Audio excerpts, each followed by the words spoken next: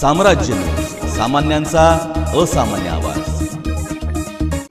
गरिबीत व दारिद्र्यात जीवन जगणाऱ्या बुरुड समाजाच्या सर्वांगीण विकासासाठी शिक्षणाशिवाय तरणोपाय नाही, त्यासाठी शैक्षणिक क्रांती झाली पाहिजे, असे ठाम प्रतिपादन नागपूर येथील डॉ. बाबासाहेब आंबेडकर महाविद्यालयातील विभाग प्रमुख डॉ. दीपाली पुट्टेवार यांनी केले। इचलकरंजी बुरुड समाजातील 10वी-12वी उत्तीर्ण झालेल्या गुणवंत विद्यार्थ्यांच्या सत्कार कार्यक्रमात मार्गदर्शन करताना पुट्टेवार बोलत होत्या। प्रथम प्रास्ताविक समाजाचे अध्यक्ष सुहास सपाटे यांनी केले। सर्व मान्यवरांचे स्वागत अरविंद कुकडे यांनी केले। मेनकाताई कोरडे बेळगाव महिला अध्यक्षा अखिल भारतीय बुरुड समाज, दशरथ वडतिरे पत्रकार व अध्यक्ष सोलापूर बुरुड समाज, डॉ. दीपालीताई पुट्टेवार नागपूर या मान्यवरांचा सत्कार आणि त्यांचा परिचय मुकुंद सूर्यवंशी यांनी करून दिला।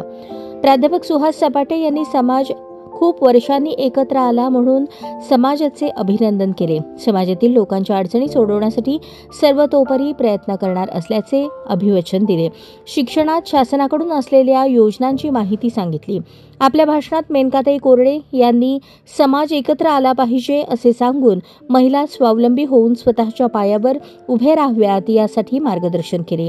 कार्यक्रमात समाजातील ज्येष्ठ व महाराष्ट्र बुरुड समाजाच्या माजी विश्वस्त लीलाताई सपाटे उपस्थित होत्या। त्यांचेही या कार्यक्रमास मार्गदर्शन व सहकार्य लाभले। सर्व मान्यवरांचे समाजातील लोकांचे लाख मोलाचे मार्गदर्शन समाजास लाभले। कार्यक्रमाचे सूत्रसंचालन पुष्पा कुकडे यांनी केले।